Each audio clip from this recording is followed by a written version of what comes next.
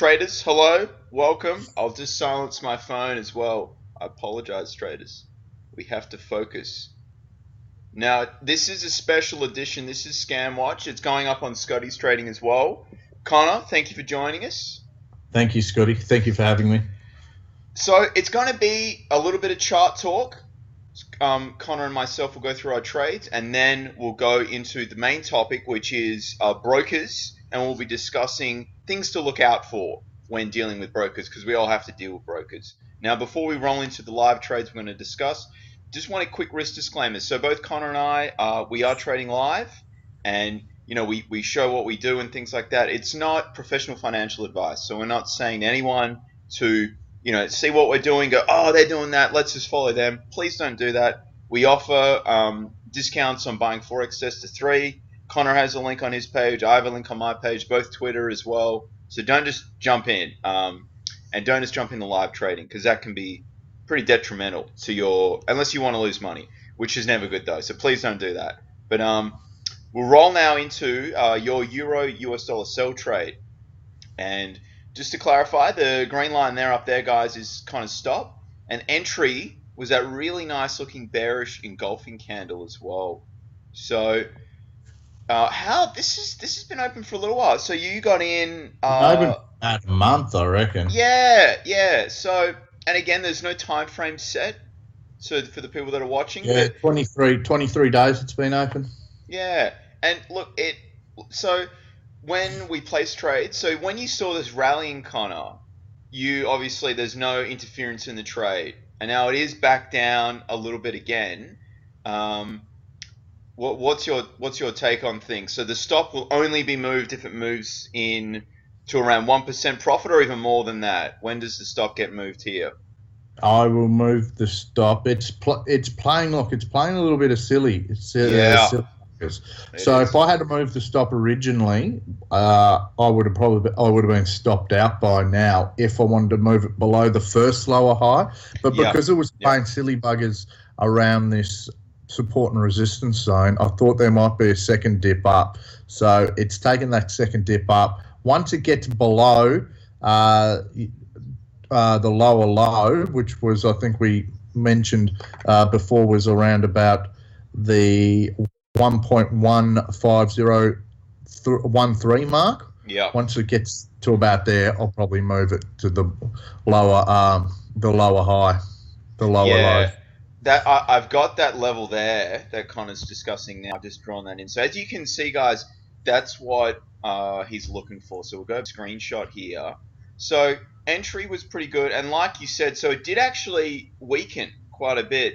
But as you said, you didn't move the stop because it wasn't at a right level for you, and you would have probably been taken out. So that's important, guys, to understand. So just be a little bit patient, especially if you're trading higher time frames, and let things take place over time. Don't just sort of rush into things and demand the market sort of do what you say. The most important thing with my stop loss, Scotty, is I've already prepared myself to lose 2% of my account. Yep. So that's the worst case scenario. So then it just comes down to my discretion, and I thought that just because it was hovering around a support level, that it may not be the lower low yet. Yep. And I've back tested it, and yeah, it does come down to a bit of discretion with the way that I trade. But that I'm happy.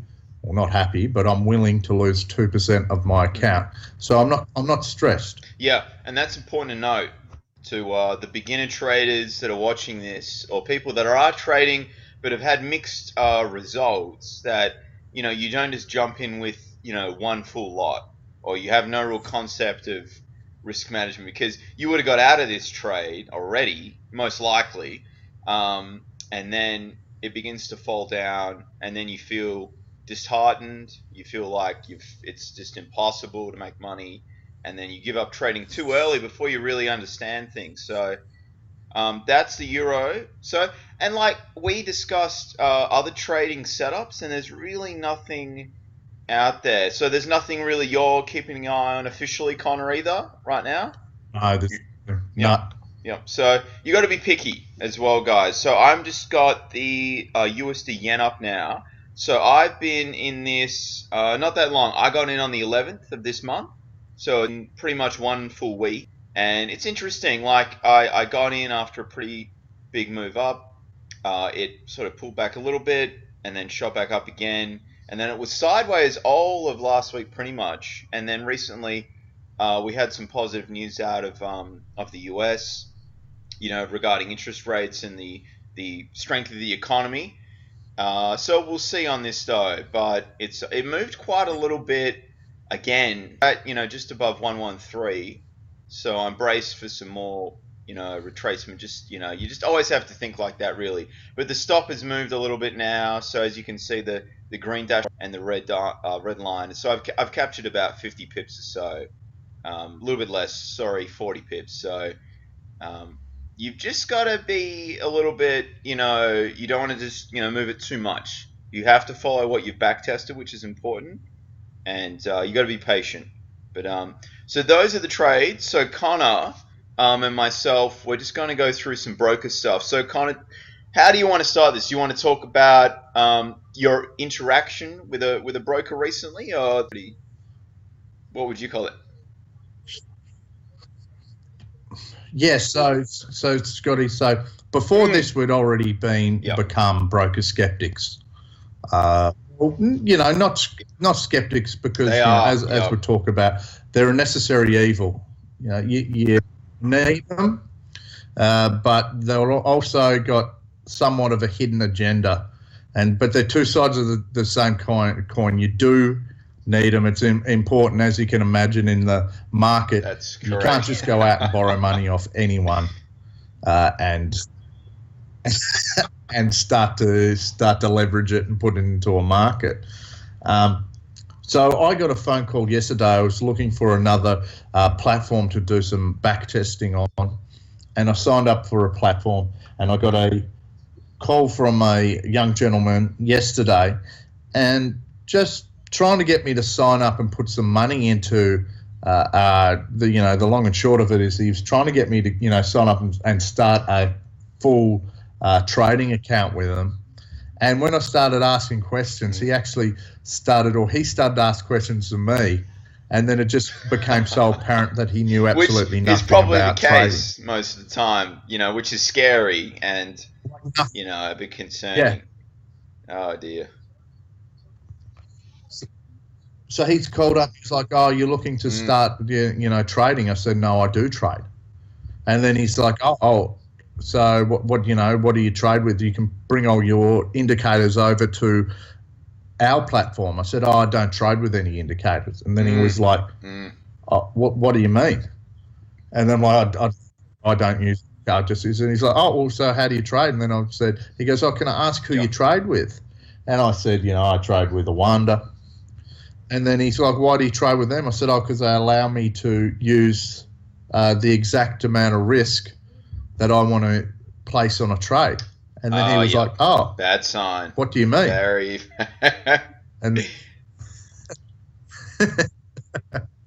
then I was like, "Well, I like to risk 2% of my account on a trade." And then he was like, "Oh, why do you want to do that?" And then I was like. Hang on, mate. Like, do you know anything? Like, do you know anything about risk management? Like, and that was a scary thing. But, so, Scotty, basically brokers want you to,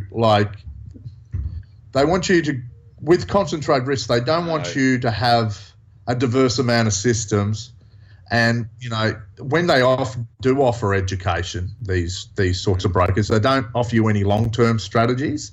They just want you to trade very short-term sort of stuff, trying to make big money using the news and NFPs, and which are events that have been predicted months before that you've actually start to trade, and then they just want to use the market volatility against you. So I think that this guy's probably just didn't really know a lot about the methodical it's like he was way of trading. I'm sure Oh dear. Yeah. He just had a sales pitch. Like, he was a salesman. Like, he knew nothing about trading. So like brokers, when they try to get you to start an account, or they're looking to get you to start an account, they don't want you to have any risk management. Hence probably why this guy didn't know about risk management. And, basically they're just interested in your capital destruction. That's right, yeah. And like you said, he had no real understanding of risk management. He couldn't, sell you a product that helped with that. That's when they're not really, they don't have your interests at heart. They're more focused on the trading ideas that you'll sign up to the newsletters and things like that. And, this is any broker. So even if, they're regulated or not, they still, they just need your identifying details, driver's license and a bill, or maybe something else. And then that's it. Then you can, obviously you can't trade like more than what you have plus the, the leverage. But other than that, it's, it's up to you and what you want to do. So be mindful of that. Yes, sir. Yeah, so we watched you watched it as well, a great talk by Anton Krell. Yeah. And he mentions the 90-90-90. So the rotten 90, I call it, which is that 90% of retail traders lose 90% of their deposits within 90 days. Mm-hmm. So you think about that. So that's why this guy's gives you a call and starts to try and put the pressure on to get you to start up a live trading account, because they need to suck that the average trader trades $2,000. They need to suck that $2,000 out of you as quickly as possible. And then move on to the next. Yeah, that's. Then onto the next one, because so what these he was calling me up saying, I can bring this over, you can bring all this stuff over, your indicators, your money, believe it or not, over to his platform. But, he has the conflict of interest, which is, that he fundamentally wants me to fail. Yeah, the business plan is for you to fail. That's right, because I think, like you said, the 90-90-90 rule is, very relevant there, and that's pretty accurate. I mean, 90 days is, that's probably a long time for some retail traders. So, yeah, and I think Angela, I can't remember what it was, but it was over 50% of the profits of brokers go to marketing, because they need to get the next person in as quickly as possible. Yeah, to try and suck their $2,000 out of them.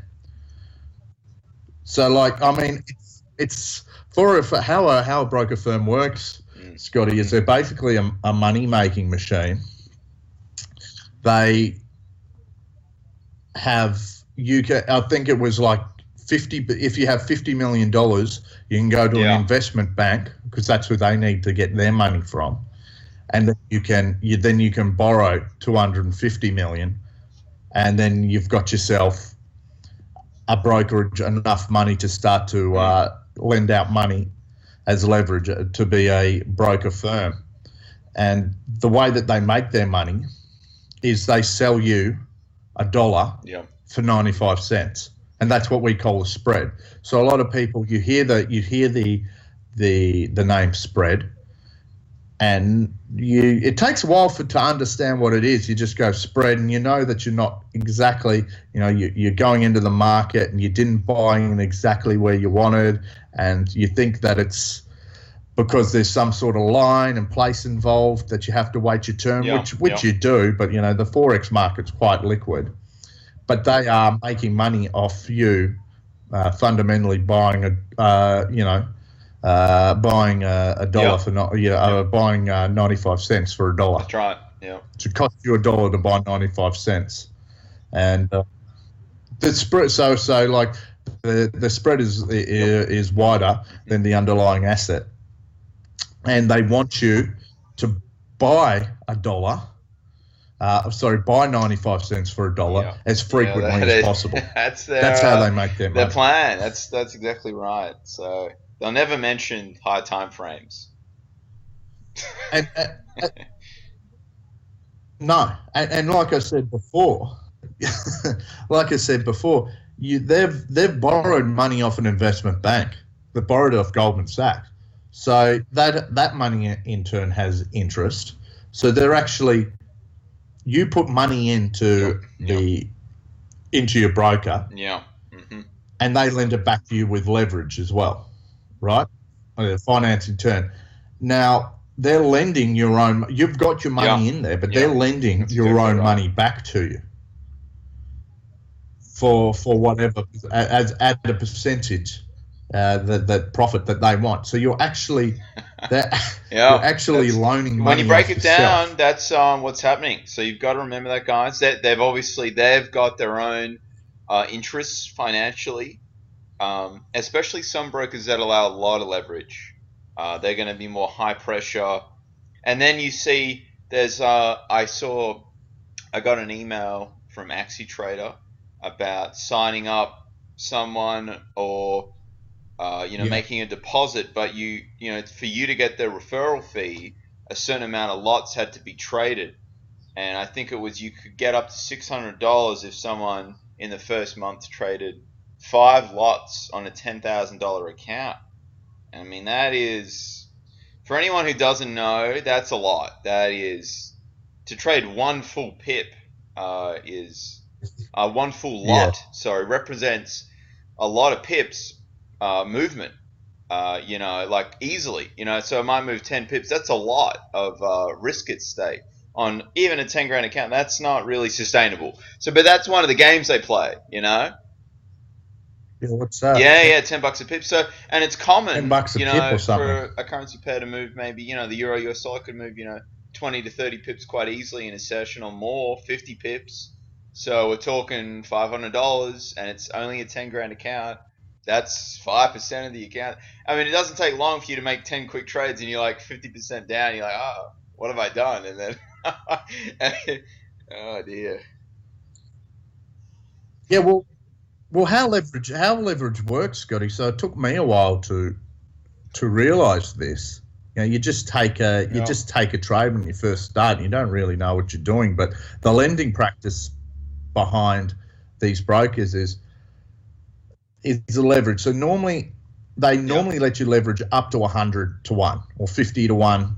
But you see these sorts of numbers when you were going for your lots. So that means that if you put at 101, if you put $1,000 into your account, then you can borrow $100,000. Okay. So, however, you put 100 to 1 leverage on $1,000. If your trade goes down 1%, yes, then you will get a margin call. Everyone watching at home here, that's bad. That's so down 1%, you have lost your $1,000 that you have just put into your account. The trading career. That, I mean, like you said, the 90-90-90, it does, and that's easy for it to move. These things 1%. That's not unheard of to be, everyday sort of thing, especially during those volatile news events that you want to trade, that you're recommended to trade. So, again, and we'll make some videos on this sort of stuff because they're dime a dozen. You see them all the time. How I turned $40 into $800 within 2 days. Well, you did that irresponsibly, and you never get a job. You never get a job on a trading desk because they want you to be able to make money for them steadily over a career. They get a lot of views because people are drawn to that, but it's not a sustainable way to trade. So you might have, a few good lucky trades where you've gambled a lot of risk, and then it can all end very quickly. So it's not a long-term strategy. It's just you'd never get a job on a desk. And most normal people are not going to give you their money. And if you do get a handful of people that give you their money to trade, and there's some sort of profit share arrangement, when you lose all their money, they're going to be very upset, and they'll probably spread the word around the community that this person is very bad news. So, well, like you, I mean, you hit the nail on the head before, Scotty, when you were talking about how low the barriers to entry are to open up an account. So what you need is basically a bill, a passport or a driver's license, and within 10 minutes, put your $2,000 in. Within 10 minutes, you can trade live. And you're watching these people. Some guy with his snapback hat on backwards, wearing a singlet, telling you how he's making $800 out of $40 within a day or two. Yep. And you might watch a few more like YouTube videos, not stuff web-made. You're obviously watching some crazy, content, and then you're like, oh, I can do this, and then because really it's like a small business, and there's no real, anyone can do it, and there's no rules really, so it's pretty, it can be very easy to lose a lot of money, quite easily, quickly as well, and then it's all over. And put a trade on gold and watch what happens. I mean, you see the leverage on that. You need to. So I can't. So with the amount of money, because we've both just got small accounts, with the amount of money I've got, I can't take a percentage trade on gold. Yeah. The costs much. So I'll just take a trade on gold. I'll take a lot or two, and then you end up and you're $400 down, going, what the hell? This isn't the same as taking a trade on the euro. There's really no discussion on that. It's just like, oh goodness, and then. Well, there is. When you sign up, you'll sign a agreement, a risk disclaimer, and what you're doing when you sign that is you're saying, I'm happy for you, Mr. Broker, to take away all my money. And then you'll submit that, and then that's it. So they wipe their hands of that, and unfortunately, there's really no recourse to get your money back. You just sort of have to cop it. Most people call that, trading education, because they're like, they've got burnt once and they're like, okay, I won't do that again. But it seems that that's the going thing. People just come back for more pain and they don't want to learn, and they think they do, but they don't, and then it just keeps reoccurring. Those are the real problem traders they're more gamblers. But this is the problem. This is what we like to have a chat about, is on top of people not understanding what truly a broker is offering, then you have the other people on the other side, on the internet, teaching you irresponsible risk management and saying that this isn't a career.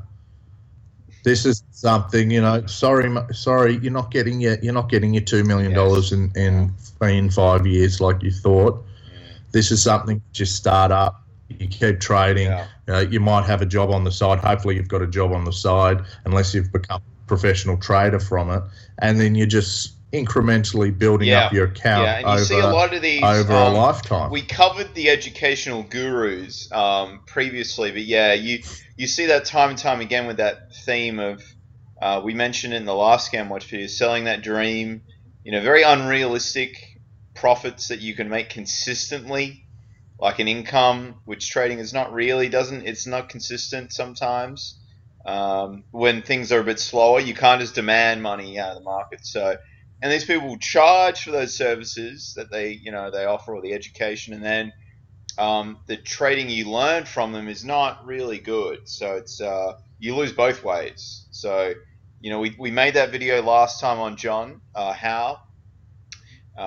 He hasn't got back. No, didn't he? No, no. Didn't get it. What a surprise! I thought he might. He might have just been like, "Hey, come on, I'm helping," and maybe some positivity out of him. But be warned of that person, everyone. Do not give him. What was he? He was charging quite a lot per month. It was like, he was charging a lot. It was like over $400, wasn't it? Or around about $400 mark per month. And that's another thing. Look, we learned a lot. We learned a lot of Walter Peters, we both admit. But Walter Peters, I don't believe was ever a professional trader, was he? He was a retail trader. I'd have to double check on that. He's got some very good strategies though. But at the end of the day, if someone's not a professional trader, then you've got a bit of a disadvantage by not. Yep. You'd want to learn off a professional trader. That's really. right. You know, you've got to sort of if you do. listen to what the better people are doing and what they've learned, because a lot of these people, they sort of know the better ways to start, because either they didn't start well and they learned what systems worked best when you were learning from obviously losing a lot of money, or they were smart about it and they're more methodical, which is what you want. You don't want to be someone who just jumps in and is like, oh yeah, I'm going to make money straight away, and because you'll blow an account up and you won't learn anything good, so you won't really have progressed at all. It's just, it can be very painful if you don't want to just stop and learn properly, because the market will it will make you pay for that. So you've got to be aware of that. And the brokers, they'll send the newsletters. I get the newsletters about trading ideas.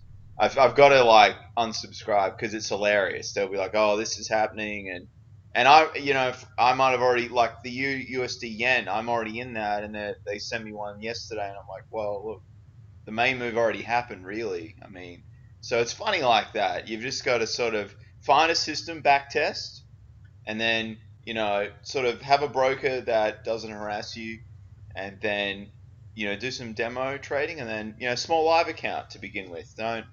You can't make a lot of money straight away, really. Well, unless you get very lucky, but then eventually luck will run out and you'll lose money very quickly. So I think those are my concluding words, really. I'm just sort of summarizing things, but that is probably the way. And that was good with Walter. He sort of taught us how to sort of approach trading instead of just jumping in, and demanding money straight away, which is, I guess it's human nature though, isn't it? You don't want to learn for free and demo trade, and it's just human nature to want to make money straight away, I guess, really. Which the brokers take advantage of too, so. But I think that was a good story for everyone to hear about, because a broker will call you if you sign up for an account, even if it's for a demo. They'll call you up and they'll, press you a little bit to putting some money in and, just jumping in to the markets. I'm like, hey, I'm ready to trade. So, you don't want to do that though. Even though it's very tempting, please don't just trade live if you have no idea what you're doing, because it will end up pretty bad. We've learned that. We had small accounts. We were lucky though. We just had small accounts, and then even with Walter saying, you still, you've just got to be aware. It's best to not do that. Any more words on what to look out for with brokers and?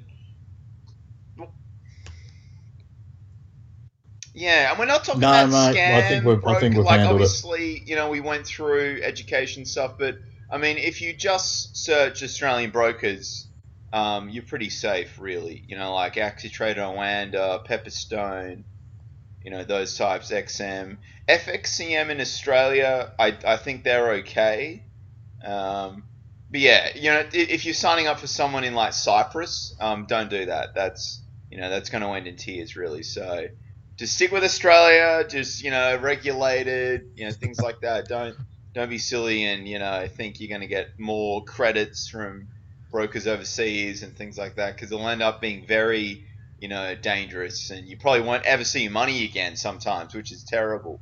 So you've got to be careful with that. But I just saw the time. Gosh, it's been nearly half an hour, actually. So I think, yeah, you're happy to wrap things up, Connor? We've discussed, we have, haven't we? So I hope this helps. Yeah, and thanks for watching. Connor, thanks for joining us again as well. All right, guys. Happy trading. See everyone. See you, Connor. Thank you, Scotty.